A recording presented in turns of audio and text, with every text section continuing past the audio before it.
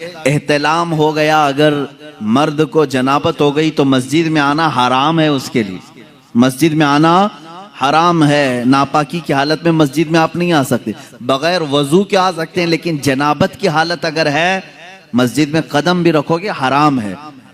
हुजूर पाक सल्लल्लाहु ताला अलैहि वसल्लम मस्जिद नबवी में थे, आपके घर से मुत्तसिल लगा हुआ सैयदा फातिमा ज़हरा रज़ियल्लाहु ताला अन्हा का घर था। मौला अली करमल्लाहु वजहुल करीम शौहर फातिमा हैं, रसूल करीम सल्लल्लाहु अलैहि वसल्लम के दामाद हैं। अब उनके लिए नहाने का अगर कोई मसला पेश आता तो उन्हें मस्जिद से गुजरना पड़ता। हुजूर पाक सल्लल्लाहु अलैहि वसल्लम ने फरमाया, जनाबत की हालत में सिर्फ अली के लिए मस्जिद में आना हलाल है, बाकी किसी के लिए नहीं। सिर्फ मौला अली करमल्लाहु वजहुल करीम के लिए हलाल करार दिया गया कि अगर इस हालत में ये मस्जिद में आए तो इनके लिए हलाल है। ये शारे इस्लाम है, ये बानी इस्लाम है, वो जिसके लिए जो चाहे अता फरमाए। हजरत अबू बकर सिद्दीक रज़ियल्लाहु ताला अन्हु के लिए खुसूसी इख्तियार मिला है, कुछ ना कुछ सबको खुसूसियात मिली है।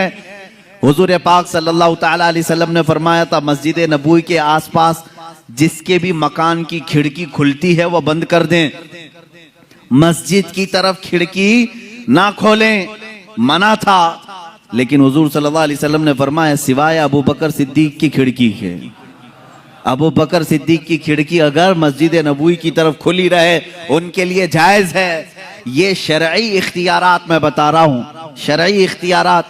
हत्ता कि आपको इससे भी आला किस्म की अगर मैं बात बताऊं, एक साहब आए, उन्होंने कहा, मैं सुना हूं कि ईमान लाने के बाद नमाज फर्ज है। सबसे पहली चीज क्या है? ईमान लाने के बाद नमाज फर्ज है। वो ईमान नहीं लाए थे। हुजूर पाक सल्लल्लाहु ताला अलैहि वसल्लम से उन्होंने पूछा तो आपने कहा हाँ। कहा कितनी नमाजें? कहा फजर है, जोहर है, असर है, मगरिब है, इशा है, 5 नमाजें दिन में फर्ज हैं। वो साहब आए, कहा मैं इस शर्त पर ईमान लाता हूं कि मेरे लिए कुछ डिस्काउंट हो। डिस्काउंट, उनको कंसेशन चाहिए था। पूछा हुजूर पाक सल्लल्लाहु अलैहि वसल्लम ने, तुम क्या चाहते हो? उन्होंने कहा, मैं 5 नहीं पढ़ सकता, 3 मेरे लिए कह दीजिए, मेरे लिए 3 कर दीजिए, पर मैं 3 पर ही ईमान लाऊंगा। हुजूर पाक सल्लल्लाहु अलैहि वसल्लम ने फरमाया, ठीक है तुम ईमान लाओ, तुम्हारे लिए 3 ही नमाज है। दुनिया में कोई कर सकता है? गौस और ख्वाजा को भी नमाज माफ नहीं हुई। अल्लाह के नबी सल्लल्लाहु ताला अलैहि वसल्लम की दूरबीन निगाह देख रही थी। तारीख में यह रिवायत तो है, वो इसी शर्त पर ईमान लाए कि मैं 3 ही पढ़ूंगा, 3 की मुझे कंसेशन मिले, 2 की कंसेशन मिले, 3 पर मैं ईमान लाता हूं। ईमान लाए, लेकिन रिवायात ये बताती हैं जिंदगी भर कभी 3 नहीं 5 ही पढ़ा। ये अल्लाह के नबी जानते थे कि जिसको नमाज की लज्जत मिल जाए उसके 5 भी कम है, उसके लिए 5 भी कम है जिसको नमाजों की लज्जत मिले। और अल्लाह के हबीब सल्लल्लाहु ताला अलैहि वसल्लम का ये इख्तियार नहीं है तो और क्या है? ये इख्तियारात मुस्तफ़ा हैं। जहां बानी अता कर दें, भरी जन्नत हिबा कर से, नबी मुख्तार कुल हैं, जिसे जो चाहें अता कर दें। अजीज़ान गिरामी, अल्लाह ताला ने अपने नबी सल्लल्लाहु ताला अलैहि वसल्लम को ऐसा मुख्तार बनाया है कि वो दीनी मामलात में जिसको चाहे जो चीज हलाल फरमा दे वो हलाल है, जिसके लिए जो चीज हराम फरमा दे वो हराम है। ये खुसूसियत फिर इस्लाम में किसी दूसरे को नहीं मिलेगी, ये खुसूसियत किसी दूसरे को नहीं मिलेगी। आज अगर आपने किसी शरीयत के हराम करदा चीज को हलाल कह दिया और हलाल जो शरीयत में है उसको हराम कह दिया तो सिर्फ गुनहगार नहीं काफिर हो जाओगे। अस्सलामु अलैकुम वरहमतुल्लाहि वबरकातुहू। रुको दोस्तों रुको, क्या आप भी ये गलती करते हैं? अगर आप भी ये गलती करते होंगे तो बहुत गुनाहगार होंगे। क्या नापाकी की हालत में मस्जिद के अंदर जा सकते हैं, मस्जिद में दाखिल हो सकते हैं? क्या आपको पता नहीं है ना? तो मैं आपको बता दे रहा हूँ कि आप नापाकी की हालत में अगर मस्जिद में जाते हैं तो जाना हराम है। हाँ, आप बगैर वजू के जा सकते हैं। तो क्या बगैर वजू का और नापाकी की हालत में मस्जिद में जाना कैसा है? चलिए आप और हम मुफ्ती सलमान अजहरी साहब के जबान से बयानात को समाअत कर लेते हैं। शरीयत के हलाल को हराम, अगर मिसाल के तौर पर किसी ने कह दिया शराब हलाल है, मुआज़ल्लाह रब्बिल आलमीन, सिर्फ वो गुनहगार नहीं। पीने वाले की बात अलग है, पी रहा है, हराम समझ के पी रहा है, गुनाह कर रहा है, गुनाह कर रहा है। लेकिन अगर किसी ने कहा यह हलाल है, मुआज़ल्लाह रब्बिल आलमीन, वो काफिर हो गया। नमाज को अगर किसी ने कह दिया ये हराम है, नऊज़ुबिल्लाहि मिन ज़ालिक, वो इस्लाम से खारिज हो गया। तो ये तो सिर्फ शरीयत मुस्तफ़ा सल्लल्लाहु अलैहि वसल्लम में मेरे आका सल्लल्लाहु तआला अलैहि वसल्लम की खुसूसियत है, उनका इख्तियार है कि वो जिस चीज को चाहें हलाल फरमाए, जिस चीज को चाहें हराम फरमाए। नबी मुख्तार कुल हैं, जिसे जो चाहें अता कर दें। अता करने के बारे में अगर देखा जाए तो दुनिया में भी बेहिसाब अता किया, आखिरत में भी बेहिसाब अता किया। सहाबा का तो ये अकीदा था मेरे अजीजों, दुनिया में कोई अपनी ताकत से कुछ ना कुछ चीजें अता कर सकता है, लेकिन सहाबा ने हुजूर से मांगा तो कौन सी चीजें मांगी? सीधे जन्नत मांगा है, सीधे जन्नत मांगा है। अब मुझे ये बताओ, जो दुनिया में जन्नत तकसीम कर सकता है, क्या वो अपनी कब्र अनवर से हमको रिस्क तकसीम नहीं कर सकता? मांगेंगे मांगे जाएंगे, मुंह मांगी पाएंगे। सरकार में न ला है न हाजत अगर की है, कौन देता है देने को मुंह चाहिए, देने वाला है सच्चा हमारा नबी। यह हमारे इमाम ने हमें सिखाया है। जो रसूल दुनिया में ये कह दे अबू बकर फिल जन्ना, उमर फिल जन्ना, उस्मान फिल जन्ना, अली फिल जन्ना, तलहा फिल जन्ना, जुबैर फिल जन्ना, साद फिल जन्ना, अबू उबैदा फिल जन्ना, सईद फिल जन्ना, जैद फिल जन्ना, रिदवानुल्लाहि ताला अलैहि मजमाइन, ये 10 लोगों के नाम गिनाए मेरे आका सल्लल्लाहु ताला अलैहि वसल्लम और कहा ये जन्नत में है, ये जन्नत में है, ये जन्नत में है। मुझे बताओ, जन्नत किसी घर का नाम है जो दुनिया में जिसकी टिकट कोई भी बांटे? आप में से है किसी को इख्तियार?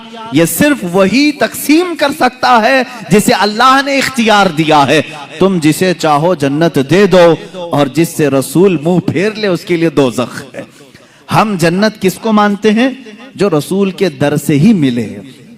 अब मुझे ये बताएं, अल्लाह के नबी सल्लल्लाहु ताला अलैहि वसल्लम का ये इख्तियार नहीं है तो और क्या है? हुजूर पाक सल्लल्लाहु ताला अलैहि वसल्लम ने जिनको दुनिया में कह दिया वो जन्नती, अब यकीन के साथ वो जन्नती हैं, इसमें कोई शक नहीं। हजरत अबू बकर सिद्दीक रज़ियल्लाहु ताला अन्हु के जन्नती होने में शक नहीं कर सकते, वरना रसूल के फरमान पे आपका शक आ जाएगा।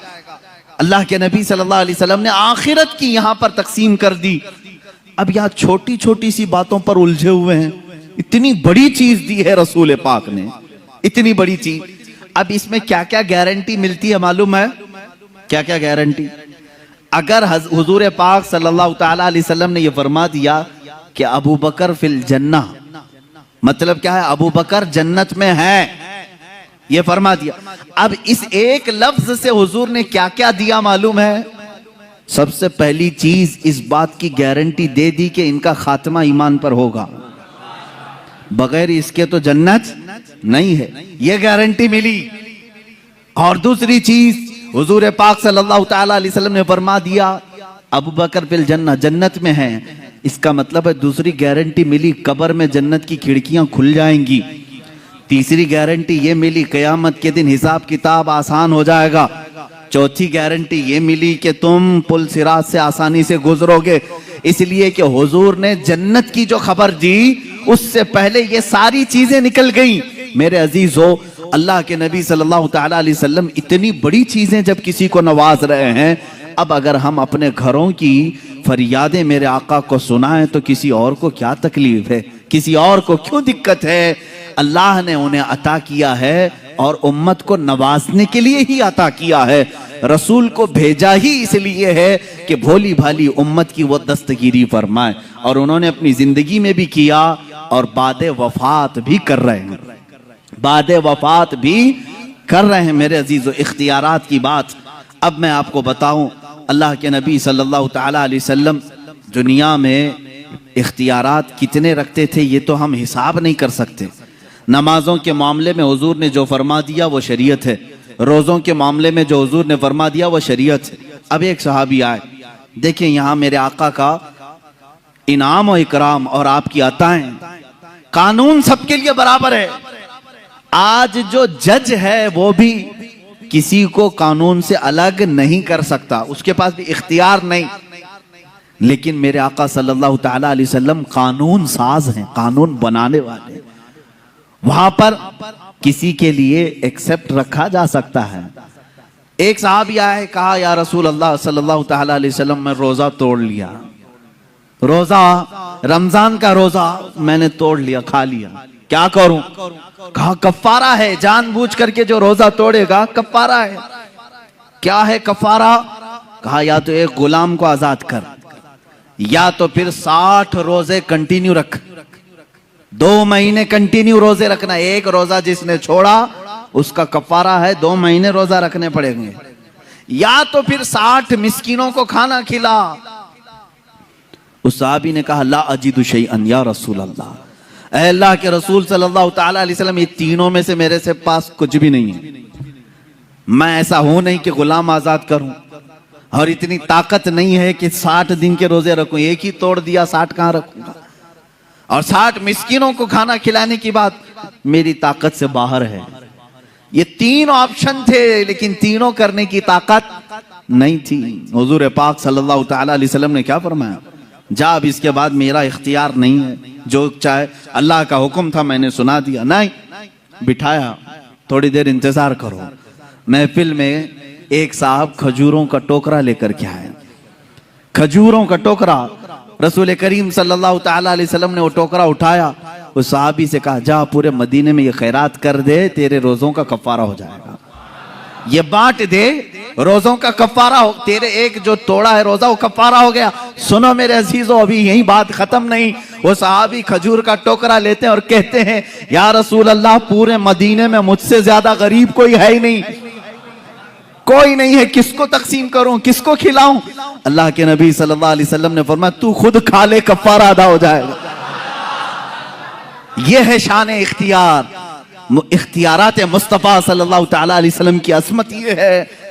इसीलिए हमारे मुर्शिद ने फरमाया जहां बानी अता कर दें, भरी जन्नत हिबा कर दें, नबी मुख्तार कुल हैं जिसे जो चाहे अता कर दें, नबी मुख्तार कुल हैं जिसे जो चाहे अता कर दें। मेरे अजीजों, ये दुनियावी शान है, आखिरत का मामला तो ये है अल्लाह के हबीब सल्लल्लाहु ताला अलैहि वसल्लम को उस दिन भी इख्तियार दिया जाएगा, रसूल जिसे छू ले वो जन्नत में चला जाए। ये इख्तियार नहीं है तो और क्या है? इख्तियार नहीं है। हदीस पाक में है मेरे अजीज, जो लोग इख्तियारात मुस्तफ़ा के मुनकिर हैं, मैं समझता हूं उनको जरा बराबर भी अकल नहीं होगी, पैदल हो चुके हैं। क्योंकि हदीसों में यहां तक पढ़ लिया कि एक आलिम भी शफात करेगा क़यामत के दिन, हाफिज भी, एक हाजी भी शफात करेगा, उसको शफात की इजाजत दी जाएगी। तो रसूल पाक की शफात कैसे इनकार कर सकते हो? उनका इख्तियार कितना होगा? आओ मैं बताता हूं इख्तियार कितना होगा। अल्लाह अल्लाह, मेरे आका सल्लल्लाहु ताला अलैहि वसल्लम फरमाते हैं क़यामत के दिन एक साहबी ने पूछा या रसूल अल्लाह, मैं आपको कहाँ ढूंढूं, मैं कहाँ ढूंढूं? पूरे महशर के मैदान 3 एड्रेस हुजूर ने बताए, 3 पते बताए। अल्लाह के नबी सल्लल्लाहु अलैहि वसल्लम ने फरमाया या तो तुम मुझे हौज़े कौसर पे देखोगे, मैं प्यासे उम्मतियों को पानी पिला रहा हूँगा, या तो तुम मुझे मीज़ान अमल के पास देखोगे जहां तराजू पर आमाल तोले जा रहे होंगे, या तो फिर मुझे तुम पुल सिरात पर देखोगे जहां कोई गिर रहा होगा मैं संभाल रहा हूँगा। ये 3 जगह तुम मुझे ढूंढ लेना, मैं मिल जाऊंगा। जी हाँ मेरे प्यारे अजीज दोस्तों, भाइयों और बहनों, जैसा कि आपने अभी मुफ्ती सलमान अजहरी साहब के बयानात को समाअत कर लिए कि क्या नापाकी की हालत में मस्जिद में जाना जायज है या हराम है, जैसा कि आपने समाअत कर लिया। तो नापाकी की हालत में अगर आप जाते हैं तो जाना सख्त हराम है। नापाकी की हालत में आप मस्जिद में नहीं जा सकते हैं। हाँ, आप बगैर वजू के मस्जिद में जा सकते हैं, ये हुक्म है। तो नापाकी की हालत में कौन जा सकता है? सिर्फ कोई एक जा सकता है, जैसा कि आपने मुफ्ती सलमान अजहरी साहब के जबान से बयानात को समाअत कर लिए। एक शख्स ने नबी करीम सल्लल्लाहु अलैहि वसल्लम से इरशाद फरमाया, और आपको तो पता ही है कि जब नमाज जिस पे फर्ज हो जाती है सबसे पहले उसके ईमान लाना होता है। जैसे ईमान ला लेता है उसके ऊपर नमाज फर्ज हो जाती है। तो एक शख्स ने नबी करीम सल्लल्लाहु अलैहि वसल्लम से इरशाद फरमाया कि दिन में कितने वक्त की नमाज फर्ज है? नबी करीम सल्लल्लाहु अलैहि वसल्लम ने इरशाद फरमाया कि दिन में 5 वक्त की नमाज फर्ज है। तो कहे कि मेरे से इतना नहीं होने पाएगा, आप मेरे लिए कुछ कम कर दीजिए। तो बोले कि ठीक है, तुम्हारे लिए कम कर दे रहा हूँ। तो बोले कि मेरे लिए 3 वक्त का नमाज फर्ज कर दीजिए। तो नबी करीम सल्लल्लाहु अलैहि वसल्लम को तो मालूम था कि जिसको नमाज की लज़्ज़त लग जाए उसके लिए 5 वक्त की भी नमाज कम हो जाती है। तो मुझे तो इस वीडियो में कुछ बोलने की जरूरत नहीं है, जैसा कि आपने हमसे बड़े आलिम मुफ्ती सलमान अजहरी साहब के बयानात को समाप्त कर लिए। तो इस वीडियो को हर भाई तक शेयर कर दे। मैं आपका मेहजबान कारी तस्बीह आलम, अस्सलामु अलैकुम व रहमतुल्लाहि व बरकातुहू। मैं आपका हर मौके पे खिदमत करता हूँ। खुदा हाफिज।